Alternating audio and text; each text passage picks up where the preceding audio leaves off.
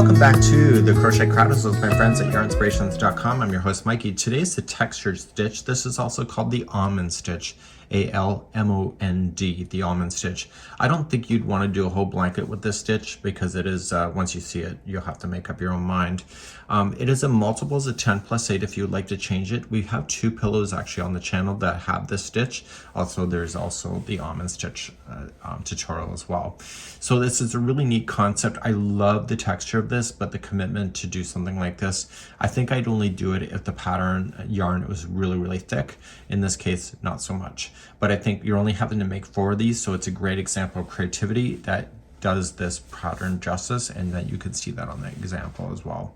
So we're going to chain chain 28. If you want to change the size, it's in multiples of 10 plus 8 with a 5mm size H crochet hook today. Let's begin this textured stitch. Let's begin by chaining 28. So 1, 2, 3, 4, 5. Or if you're doing the multiples, it's 10 plus 8.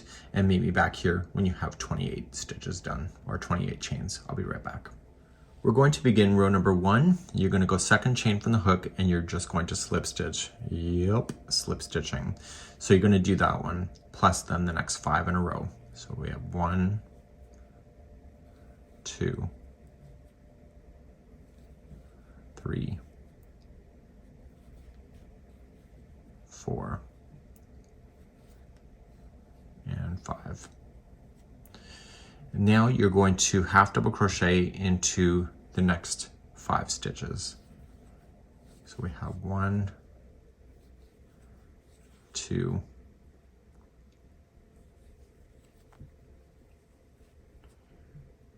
3, 4, and 5. Here's the repeat going across then, is that the next 5 will be slip stitching. So we have 1, 2, 3, 4, and 5. And then the next 5 are half double crochet. So we have 1, 2, 3, 4, and 5. And then eventually you're going to come to the end, which I am, and so the last 6 will each be a slip stitch. So we have 1, 2, 3, 4, 5, and 6. So you're going to turn your work, and we're going to begin rows number 2 through 5. 2 through 5 is going to be the repeating then for this whole concept. And when you get to 8 inches, you can either end on a 2nd or a 5th row. Let's begin number 2 now. Let's begin number 2. You're going to chain 2. It will not count as a stitch.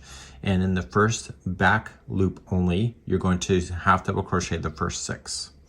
So you're just going to use the back loop only. And this creates the amazing texture, and half double crochet 6 times. So we have 1, and keep moving. This is 2, 3,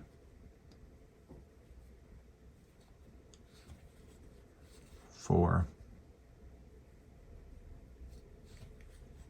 5, and 6. So that's just because it's an edge. So now everything's in groups of 5. So on top of these half double crochets, there's a total of 5 of them. You're going to slip stitch 5 times. So slip stitch in the back loop only. So 1, 2, 3, 4, and 5. And then you're going to switch back to your half double crochets in the back loops only, so the next 5. So your slip stitching, you should just be consistent. It can get tight, so just take care of that with you. So just provide some extra slack in case you're too tight. So we have 1,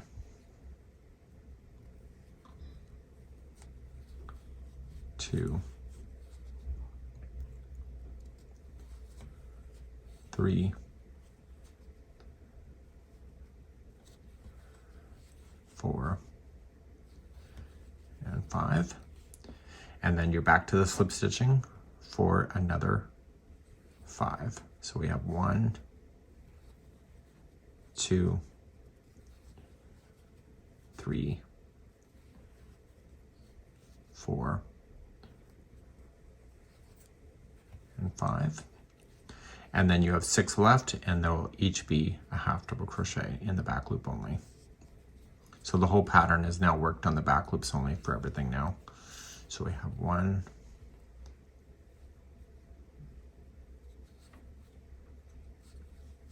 2, 3, 4, 5, and 6. And that was row number 2. So you're either going to finish on a 2nd or a 5th row, depending when you hit your 8 inches. You're going to turn your work and list begin row number 3. So the nice thing about this pattern is, see that there's half double crochets last time. In the next row, there's going to be half double crochets sitting on top of this. And then the next 2 rows after that will be the slip stitching on top of these. Okay, so just remember that. So to start the next row, you're going to chain 2, and in the back loop only, apply your half double crochets, and there's a total of 6 to start. So we have 1, 2, 3, 4, 5, and 6. And then the next ones are 5 slip stitching. So continue in the back loops only. So 1, 2, 3, 4, and 5. And then the next are 5 half double crochets, back loop only. So we have 1, 2, 3, 4, and 5. And if you turn your stitch counts stitches around, you'll actually see the almond stitch actually happening. So slip stitch in the next 5, back loop only. So we have 1, 2, 3, 4, and 5. And then the very final 6 are going to be half double crochet, back loop only. So we have 1, 2, 3, 4, 5, and 6. Turn your work and let's begin number 4. So in number 4, after you can see 2 rows of half double crochet, we're now going to switch to slip stitching. So just chain up 1 and slip stitch in the back loop only for the first 6. So we have 1, 2, 3, 4, 5, and 6. And then half double crochet into the next 5 only, back loop only. So we have 1, 2, 3, 4, and 5. And then the next 5 in a row are each slip stitching. So we have 1, 2, 3, 4, and 5. Okay, and then the next 5 are half double crochets, back loop only. So we have 1, 2, 3, 4, and 5. And then your last 3, or sorry, your last 6 should be a slip stitch. So we have 1, 2, 3, 4, 5, and 6. So turning your work and we'll do number 5, and number 5 would be like the ending of a repeat. So we're going to begin that next. By moving on to number 5, that's it. It's going to be your repeating. So you just chain up 1 and you're going to slip stitch the first 6. So the edging has an extra stitch, just so that you're aware, because you're seeing everything in groups of 5 until you get to the edging. So an easy way to remember this is that there's 2 rows of half double crochets that sit on top of each other, and this is the second row of slip stitching sitting on top of each other before switching back. Okay, so there's 6 in a row, and then it's going to be then your 5s again. So you're doing your 5 half double crochet, the back loop only. So we have 1, 2, 3,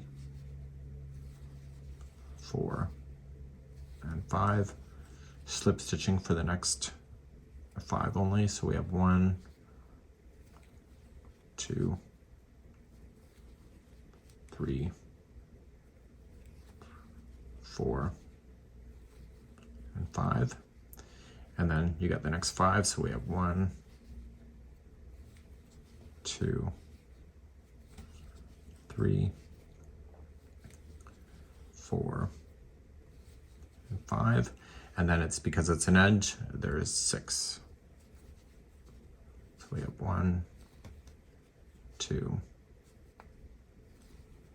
3, 4, 5, and 6. So turn your work, you can really start seeing the almond stitch happening now. It's really neat. So you're going to repeat then rows number 2 through 5. You can always end on a 2nd or a 5th row, and that will give you all the way to 8 inches. So keep going until you have 8 inches. Then you're going to fasten off and then apply your edging that was in the first video of this series. So please do this, and you only have to make 4 of these, so it's not too much of a commitment, and I think you would really do it justice, really. Have a good one, and we'll see you next time.